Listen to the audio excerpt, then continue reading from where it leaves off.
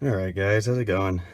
Just wanted to make like a little part 3 video to my two-part video series I made so far about my AX15 swap. Just a couple of details I forgot to mention in the first 2 parts that I made. Shouldn't take too long. I'll try not to. It is the early evening already and it's getting dark, so I'll try to make this part before it gets pitch black inside this car. But anyway, so one detail I wanted to mention real quick right off the bat is the drive shaft. I did not mention the drive shaft, as I recall, after watching my first 2-part series, video series. I did not mention the drive shaft, so I want to mention the drive shaft real quick. So I'm still using the drive shaft that this car had when it had the 904 in it. I'm still using that same drive shaft. And really, I didn't have to modify it. The nice thing about the AX15, and particularly the 904, if you're swapping an AX15 in place of a 904 specifically, the drive shaft will work just fine without any modification. Actually, the overall length between the 904 and the AX15, I actually had both those transmissions side by side together at the time when I did the swap. I don't even think they're an inch off, to be honest. I remember I measured them, but I don't remember the exact measurements. But they both have almost an identical overall length. Okay, so I didn't have to modify my drive shaft any. However, that being said, I did have my drive shaft lengthened about an inch due to the slip yoke for the AX15. I can't remember exactly, but I think the AX15 slip yoke is a tad longer than the 904 slip yoke. I think it is. And when I grabbed the slip yoke off the Dakota drive shaft at the junkyard, the day when I went to go grab the transmission, the slip yoke, the AX15 slip yoke from the Dakota, is pretty much engaged all the way. I mean, almost literally down to the base of the yoke itself. It engages pretty much all the way. You'd probably get like a finger and a half worth, like a finger and a half width in between the exposed portion and the back of the tail shaft housing of the transmission. Not even 2 fingers. It was engaged pretty much all the way. When I installed it in this car and I put the drive shaft back on and everything, I had about 2.5, not quite 3 finger widths, I think. And it still worked fine, but I try to get it perfect, so I just took my drive shaft down to the shop, to a driveline shop, and I just had them lengthen my drive shaft an inch, just to try to get it perfect, but it may be unnecessary. I probably didn't have to do that, so just letting you guys right now, if you got a 904 drive shaft, or the drive shaft that was originally behind a 904, you can just reuse it as is. If you experience any vibrations, it may be due to that extra, that inch or so, but I highly doubt it. I did have a vibration myself. I later found out that was coming from my motor. But I did have to correct pinion angles, and stuff like that. I did have to work with the pinion angle and such a little bit. But now the drive shaft length itself should not be a problem. That should be okay. All right, so that's just one detail I wanted to mention right offhand. Like I said, I lengthened mine about an inch, just to try to get the yoke engagement to where it was originally when the whole deal was still in the Dodge Dakota that I pulled it from. So anyway, that's one detail. Another detail I wanted to mention was pilot bearings, because I don't think I mentioned pilot bearings either, like I said I was in my 2-part video series. Real quick about pilot bearings. When you buy the Dodge Ram clutch kit online anywhere, I see it's already getting pretty dark. Um, the pilot bearing that comes in those clutch kits will be, I call it the conventional style. It'll be like just a little thin, it's just a small metal sleeve with the needle bearings inside. Those may work fine, depending on the engine that you're swapping this, that you want to make this transmission swap behind, whether it's an LA small block or a Magnum small block.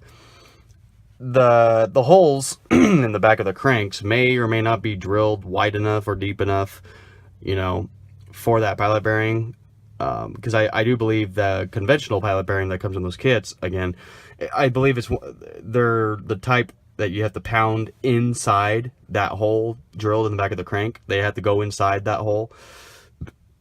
I wouldn't even want to know how people freaking get them out when they need to. But anyway, so yeah, they may work. But there's another pilot bearing style, Chrysler pilot bearing style for small blocks that I personally prefer to use because I really love these things. They basically look like a metal donut. They're bigger. The bearing itself is, you know, the same size as the conventional bearing and everything. It's the same thing. It just has like a heavy metal shell around it. Like I said, it looks like a metal donut. I call it donut style pilot bearing. Those are the ones I use. You have to buy those separately from the clutch kits. But they're cheap, you know. They're pretty dirt cheap. The nice thing that I like about those pilot bearings is they're so freaking easy to install in the back of your crank. And specifically, like I said, if you're swapping out an AX15 in place of a 904, or if you're doing an engine swap, let's say at the same time, say a Magnum motor, like I just swapped not too long ago. The Magnum motor that I have in this Charger now came originally from a Dodge Ram that was an automatic. So it had no pilot bearing in it already. My 318 obviously was an automatic because I had the 904 3-speed behind it, so it had no pilot bearing. Anyway, the nice thing about the donut style pilot bearings is they fit literally into the circular hole where the nub from the torque converter fits into. That 1.5 inch wide to 2 inch wide, however wide that hole is in the back of the crank, or flywheel, I guess, rather.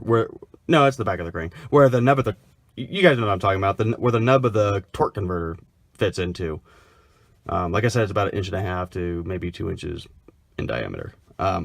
Yeah, the donut style pilot bearing is that same width, and it's just like I said, it's just a lot easier to install. It's like driving in a seal or anything else. You just take a freaking impact. I just took a soft impact socket and drove it in. It's really easy to install.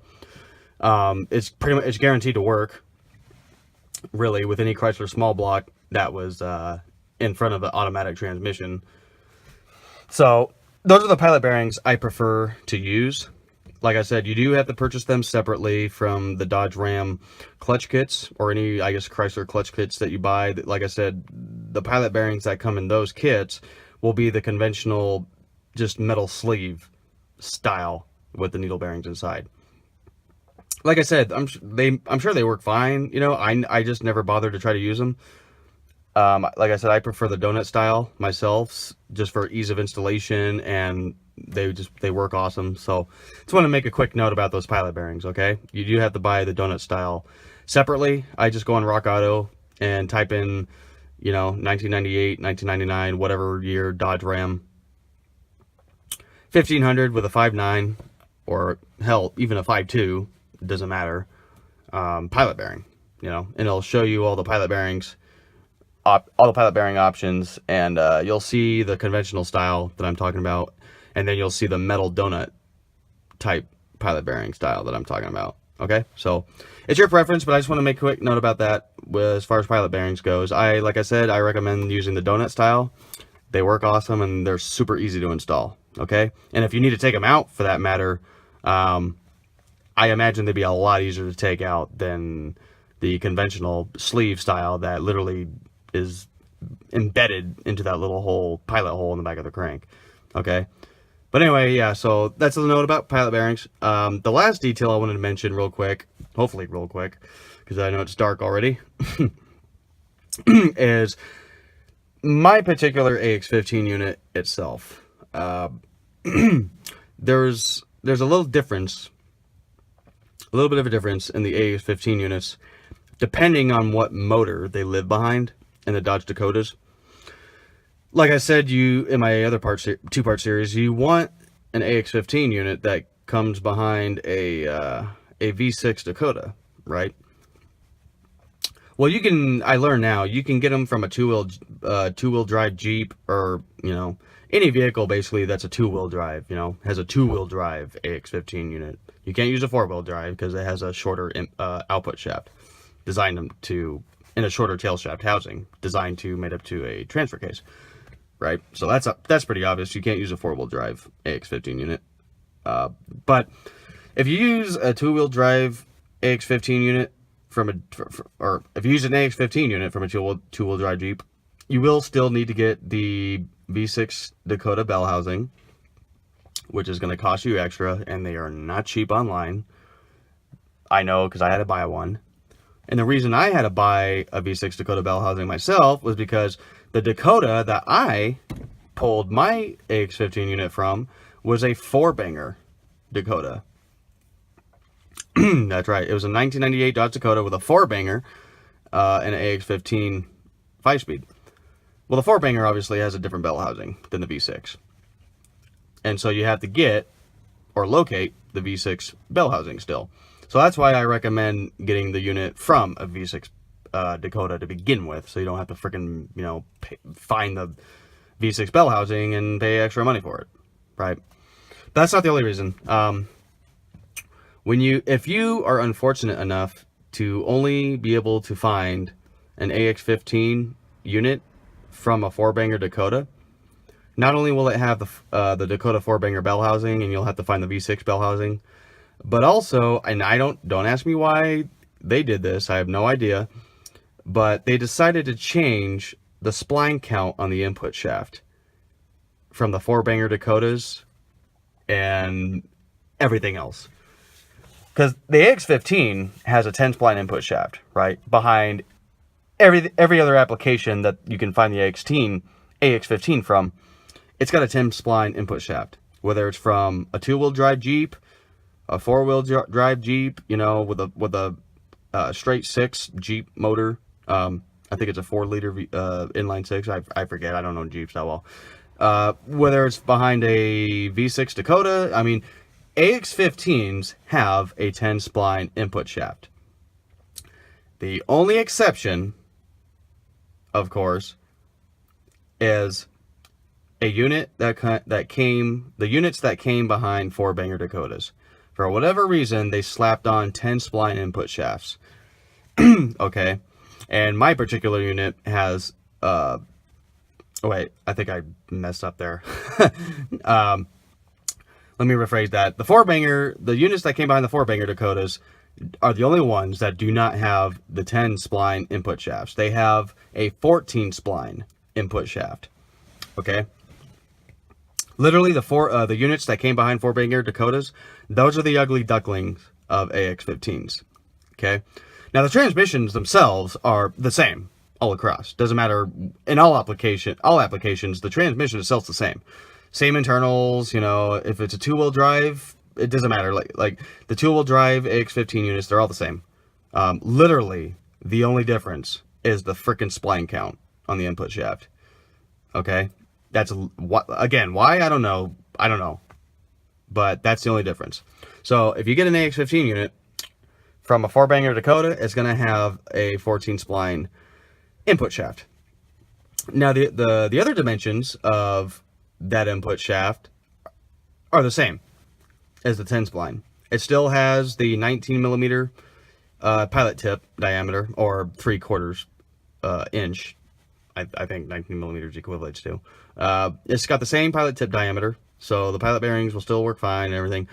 Same length, same input shaft length. Everything else about the input shaft is the exact same. Literally, it's just the spline count that's different. Okay? Why is that significant? Well, because If you have the unit with the 14 spline input shaft, which is, again, only the AX15 units that came behind 4-banger Dakotas, those are the only ones with the 14 spline input shaft. If you happen to get yourself a hold of one of those, your clutch disc options are going to be extremely limited. All right. Everything else, like when I mentioned the Dodge Ram clutch kits earlier, which is still what you're going to need, everything in that kit will still work. The pressure plate, pilot bearing, throwout bearing, everything that comes in that kit, everything, the whole clutch will work, except for the disc itself. Because the disc in the Dodge Ram clutch kits, the disc will have a 10 spline center, right? So you basically need to locate a clutch disc with the same dimensions, 11-inch diameter, 12-inch diameter, whichever diameter you choose to use. You can use 12-inch clutch discs, from what I understand nowadays, with any of the other, Dodge Ram clutch stuff. But let's just say an 11-inch disc, because that's the most common that comes in these kits. So 11-inch clutch disc, okay? If you have a 14 spline input shaft AX15 unit from a 4-banger Dakota, like mine is, you will have to locate basically an 11-inch clutch disc with a 14 spline, 1-inch in diameter center of the clutch disc. Which, of course, you're gonna have to locate that disc separately from the clutch kit you get. That's the only downfall with the AX15 units from 4-banger Dakotas, is because since they're the only units that have the 14 spline input shaft, everything else you can use, like I said, except for the disc itself, because the discs are that you buy in a clutch kit, again, is going to have the 10 spline center. So you're going to have to, like I said, locate a disc that's got the same diameter as a Dodge Ram clutch disc, and it's going to have the 14 spline center. Well, there is one clutch disc, and I'm going to name that one now. I don't know if any... Sorry, I know it's completely dark now. I didn't meet my goal, like I mentioned earlier at the beginning of this video. Sorry, guys. Hopefully you're still getting a lot of good information out of this. I'm trying to be as detailed as I can, okay, for you guys making the swap. So I'm hoping you still find this information useful. But I'll try to hurry up so I can wrap this up, okay? There's only one disc that I know of in the event that you have an AX15 unit from a 4-banger Dakota that has the 14 spline input shaft. One disc only. That's 11 inches in diameter and has a 14 spline center. That will be a clutch disc that belongs OEM to a Chevy Astro van between the years 1985 and 1989, I believe. From 85 to 89, specifically a V6 Astro van. Chevy Astro van, okay? I don't remember the displacement of the V6, but when you go to search for that Astro van, that 85 to 89 Chevy Astro van, it'll pop the option up for the V6, right? So that's pretty self-explanatory. But you select the V6 engine for that Chevy Astro van from 85 to 89, and it'll give you the OEM clutch disc for it, okay? Hey guys, sorry about that. My phone ran out of storage, so had to take care of that real quick to continue this video. But anyway, yeah, so as I was saying, save yourselves the frickin' headache of playing games with clutch discs and whatnot. Get yourselves the AX15. The best way to do this swap without any headaches whatsoever is get yourselves the AX15 unit that lived behind a V6 Dakota, okay? Just get that unit in particular. That way you will already have the V6 bell housing that you will need that will bolt up to any Chrysler small block, including the Magnums. They all share the same bolt pattern. You'll already have that bell housing, and you won't have to buy it separately like I did and pay a buttload extra money for it online. And you'll have the 10 spline input shaft that hugely broadens your clutch disc selection or your clutch disc options.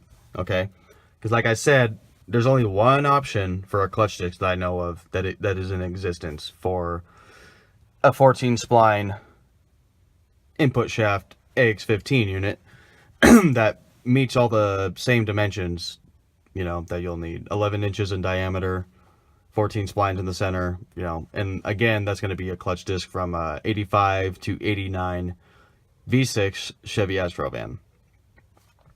And that's, you know, that's an OEM disc even. That's not a stage 1, 2, or 3 or anything, or any high performance clutch disc. That's just an OEM clutch disc. All right. And that's the disc that I'm using currently right now. Thankfully, I haven't had any clutch slippage. Mine's actually been working pretty okay, thankfully, despite having a 5.9 Magnum under the hood. So I'm lucky on that. But I know you guys are going to want, you know, some options when it comes to clutch discs and stuff. And just be able to use, you know, the clutch disc that comes already in, you know, the clutch kit you're gonna have to buy for any Dodge Ram. You know, when you go to buy your clutch kit, you're gonna want to be able to use that disc that comes with it, right?